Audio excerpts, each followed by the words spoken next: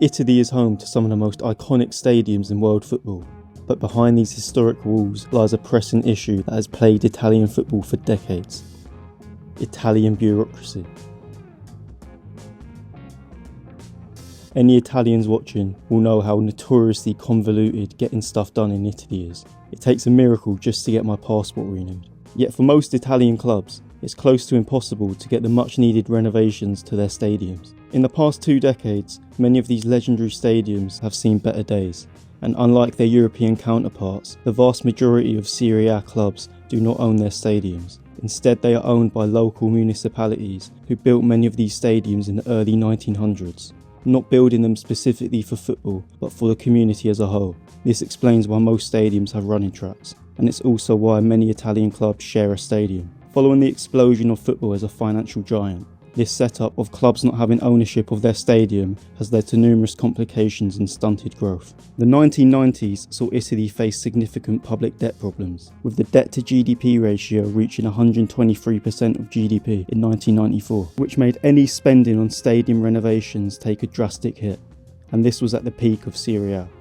Despite these obvious drawbacks, for many years, it was beneficial to the clubs to have stadiums owned by the local councils, as it allowed them to expand without having to finance the stadiums themselves, leaving money for other areas such as player acquisitions and salaries, as well as lower maintenance costs. However, recent years have seen Italy lag behind the big leagues in terms of finance, even at the top level, with no Italian clubs being amongst the top 10 revenue-generating football clubs in the 2022-23 season, and only 5 Italian clubs making the top 30.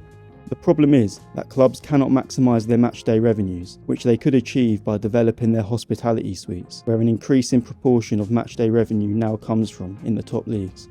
Clubs are reluctant to invest in stadiums they don't have ownership of. If they had ownership, they could also increase revenues by having control over merchandising, advertising, sponsorship opportunities, and even hosting other events in the stadiums. They would also have control over stadium costs, so could attempt to manage them appropriately.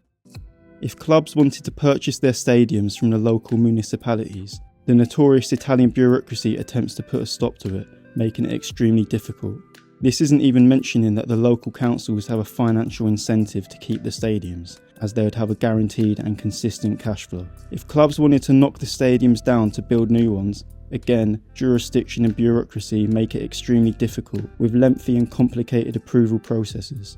Even Lorenzo Cassini, president of Serie A, has explained the crux of the issue by stating how Italian clubs struggle to build or renovate their own stadiums due to a combination of bureaucratic red tape and historical preservation laws. This makes it nearly impossible for clubs to modernise their facilities and enhance the fan experience. Clubs like Milan and Inter have faced years of delays in their efforts to move away from the San Siro. Despite the setbacks, a modern success story is in Juventus, who knocked down their old stadium which they hated, largely due to the running tracks and lack of suitability for football. After demolishing the Stadio delle Alpi, they built the Allianz Stadium, a stadium designed specifically for football. Modernised hospitality suites and full control over their merchandising has helped to greatly enhance the experience for their supporters and the revenue for the club. Juventus' move to build and own their stadium has paid off immensely. In 2017, it was reported that their matchday revenue had increased at an average rate of 31% a year since moving stadiums in 2011. Accounting up to last season, the figure is now 35.58%. To Serie A clubs, this showcases the significant financial benefits of owning a stadium. Efforts are being made to address these issues. Cassini and Sports Minister Andrea Abodi are pushing for reforms to advance the construction of new stadiums and streamline the renovation process. They propose using a portion of TV rights and revenues to fund infrastructure improvements, aiming to elevate Italian stadiums to European standards. On top of this, several clubs have announced ambitious plans for new stadiums.